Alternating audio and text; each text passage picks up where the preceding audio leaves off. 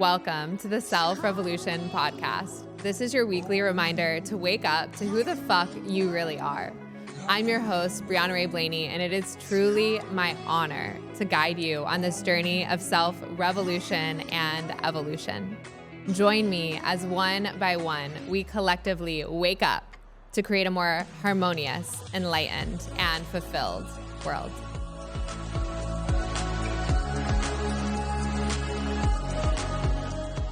Welcome back to the Self Revolution podcast. I'm your host, Breanna Rae Blaney, and today we're talking about probably the most important topic that I can think of, which is building a relationship with yourself. It's honestly the foundation of life, and recognizing that I have a relationship with myself and that I can actually change my life by deepening and exploring and expanding and taking action on that relationship with myself has been probably the most transformative thing in my life. And I hope that you will find the same for you. So for the first probably 20 years of my life, I didn't really realize that I didn't have a relationship with myself. There's a lot of double negatives there, but essentially, I think that if you would have asked my 18-year-old self who I was, I would have said that I know who I am, and I probably would have listed off a number of characteristics about myself or job titles or things that I was doing in school that helped you understand, who I was. And I think that this is a very common experience. I've worked with many women, and I've asked them this question of who they are, and even brought, I often go through this exercise of giving you a blank sheet of paper and asking you, what would your friends or your family members, how would they describe you? How would they describe who you are? And, you would write down whatever came to your mind. And then I would ask you, what of those things are true? What are they not? And then ask you to fill in the gaps of, who you are and how you would really describe your innate essence. And it's fascinating how little is often on the page. And to me, this really illustrates in a very visual way what I'm talking about here, which is that most of us are walking around not fully understanding or embracing the full scope of who we truly are as human beings. And it's a tragedy because that is our greatest gift. And so today I'm so excited to really explore this conversation of what does it actually mean to build a relationship with yourself? How can you actually do that in your own life?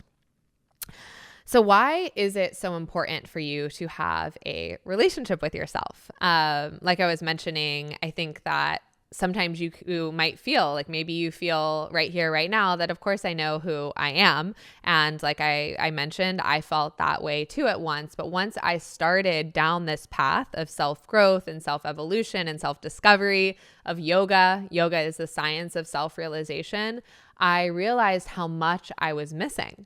How I only had an understanding of this small sliver of myself. That once I started down this path, I realized there was this immense amount of depth to who I really was, and that depth is honestly infinite.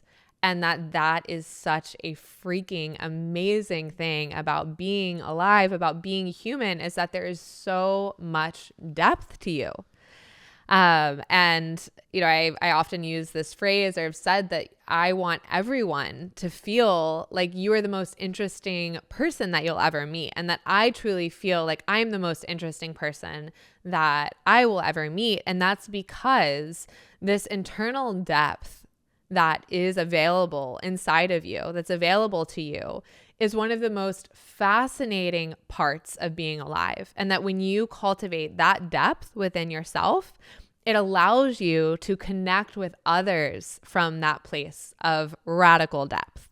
And when you connect with others and yourself in that place of depth, it is such a more just vibrant and enthralling place to live. You're no longer having these surface level conversations about how the weather is doing, but you're really able to fully be and see and connect with someone at such a deeper level that is so, so, so fulfilling. So why is it important for you to have this relationship with yourself? Number one, it is the foundation for everything in your life.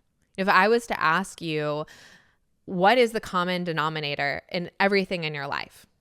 What would you say? When I answer this question for myself, it is myself. It is you, right? You are the common denominator in your life, whether it is your job or your relationships or your health, your anything. All of that is centered around you. You are the common denominator in your life. So if you are trying to change anything in your life, if you're trying to evolve any aspect of your life, grow any aspect of your life, the most effective way to do that is by starting with yourself. Evolving yourself and your relationship with yourself creates ripple effects in every single aspect of your life. It is truly transformative. And that foundation, when you change that foundation, you're getting to the root of what also is occurring. Sometimes we can try and change these aspects in our careers or in our relationships, and we are dealing with surface, kind of level problems, and we're not really getting to the root cause of what's happening. Say, for instance, with your health, and you get on this, you want to eat healthier, and so you get on this very prescribed plan, and you're trying to follow that plan to a T, but you're kind of forcing yourself to do it. You're probably not going to stay on that plan for a really long time. The alternative would be to actually reshape your relationship with yourself and get to the root cause of why you actually want to cultivate that change. So for instance, in that example, you would actually sit there and be like, okay, well, why do I actually want to be healthier? What is that going to change for me, and how can I uncover maybe some of the beliefs that are holding me back from doing that in my life? And I'll share, a quick story about how this is played in my own life. For many years, even though my mom is a fabulous cook and I ate the most immaculate meals growing up and very organic and very lucky to grow up in that environment, I didn't really see the value of cooking for myself. And so I would eat decent food, but I would often just kind of pick up snacks and just try and grab what was available to me. There wasn't a motivation that I had to actually buy, organic food and to cook for myself and take the time to do that.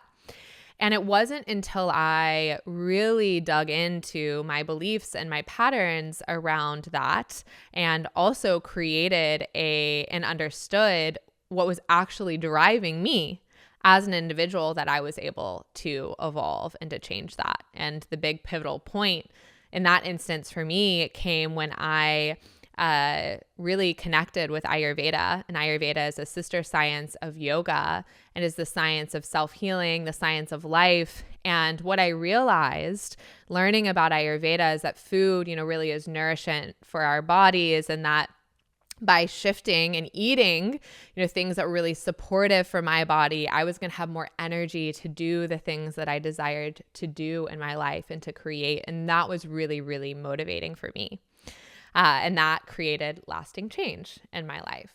So that's just one small example of how it's so important, and how this relationship with yourself is really the foundation. And when you change the foundation, you change the root, it actually allows that lasting change to occur versus kind of slapping the Band-Aid on it. The second thing is that you are the only thing that you really have control over. Often there is a tendency to try and control these external things in our lives. We want to control others. We want to control our job. We want to try and control the future. And in reality, it's a futile game. We cannot control anything besides ourselves and the individual actions that we choose to take on a daily basis. And so if that is truly the only thing that is actually in your control in your life, why wouldn't you want to really build a strong, deep relationship with yourself so that you can actually, create true change and have that sense of control of how you are going to respond to things? And I use that word control with yourself in a very, I'd say, soft and more feminine way, as it's not about trying to control your mind or box it in, but it's about being able to really have a remote control. I loved this analogy. I was at a retreat a few weeks ago, and they used this sense that, when you are walking down a path and you ask your body to stop walking, you'll stop walking. But many of us, if we are, going down a thought pattern that isn't something that's really supportive for us, it can be really hard to hit pause on the thoughts, the stream of things in our minds. And by building a relationship with yourself at all of these various levels, you're able to start to have more control over all levels of yourself, not just, your physical body hitting pause when you don't want to walk anymore, but also being able to hit pause on those thought patterns that maybe aren't serving you. Number 3 is that your relationship with yourself is what actually allows you to see things clearly in your life. It's kind of like having a dirty mirror. If your mirror is completely fogged up, you're not going to be able to see your reflection clearly. Or if the windows of your car are really dirty, you might mistake, a person that's standing out of your car from someone they're not. Or you might drive down the wrong road because you can't see it clearly. When you start to build a relationship with yourself, you're clearing off that mirror. You're able to see all layers of yourself really clearly, and therefore you're able to see your relationship with the external world much more clearly. And I don't know about you, but that is certainly what I want. I want to be able to see clearly what's actually happening in my life and not just be filled with kind of this Maya, this illusion of the fog. I want to be able to walk through my life fully connected to my truth, to the core of who I am, and to be able to make decisions from that place of clarity and being able to see out into the world very clearly. So the relationship with yourself is really the bedrock of life, in my opinion. It really is just this foundation that we all have to have. My opinion, again, this should be the number one thing taught in school, is how do you build a relationship with yourself and all layers of yourself. And I keep using those words layers because there are so many facets of yourself. There's so much depth there. And yoga and Ayurveda give us so many tools to actually explore that depth, which we can get into in another time. But there really are so many facets and layers. And it's so beautiful that we have the opportunity to explore that as a human being in this lifetime. The word for health in Ayurveda is the Sanskrit word called svasta. And this word means to be established in yourself. So unlike in the Western world where, your definition of health might be a certain weight on the scale or different biometric markers, the word for health in Ayurveda is svasta, which means to be established in yourself. And I freaking love this definition so much, as it means it has nothing to do with your physical appearance. It has nothing to do with the number on a scale or necessarily what you're eating. It means that you are grounded and rooted in your knowing of who you are. And yes, to be established in yourself and to feel really good in that, it probably does invite in a level of awareness of the foods that you're putting in your body and eating in a healthy manner and those things. But it's so, so, so much more than that. And when you start to build a relationship with yourself, you're really starting to move yourself towards this definition, this desire of health, of being established and rooted in who you actually are. For me, when I have started to do this, it has just been this complete sense of awe, of wow, of heart on fire energy that building my relationship with myself has completely transformed my relationship with myself, obviously, first and foremost. But the ripple effects that has had on my life have been enormous, whether it be my relationship with my partner or my relationship with my health or my relationship in my career and my job and what I'm passionate about. All of those aspects of my life have transformed by building a relationship with myself. So how do you today actually start to build a relationship with yourself? And how do you start down this journey of what that actually means? I know when I first came into contact this, I was probably a little bit skeptical. I didn't exactly know what exactly, that meant. And there are so many different paths to build a relationship with yourself. There's no right or wrong answer. And ultimately, yoga is a journey of doing that. Going down that path of self-realization. But today I just want to leave you with a few tips and tricks on how to start actually building this relationship with yourself. So number one is awareness. Really comes back to this idea of realizing that you actually do have a relationship with yourself. And many of us may not be aware of that, right? We are constantly thinking about relationships with others and this desire to find romantic partnerships or deepen friendships and build community. But the foundation of even those things is your relationship with yourself. So I hope today you are gaining this broader awareness that you actually do have a relationship with yourself, and you have a relationship with yourself on multiple layers: your physical, your emotional, your spiritual, your intellectual, all of those things. The second is to actually treat your relationship with yourself as a relationship.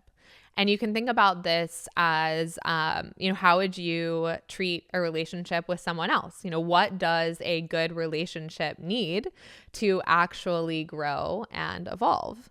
And I would argue that time is certainly one thing, right? Devoting conscious time to yourself is going to help nurture that relationship.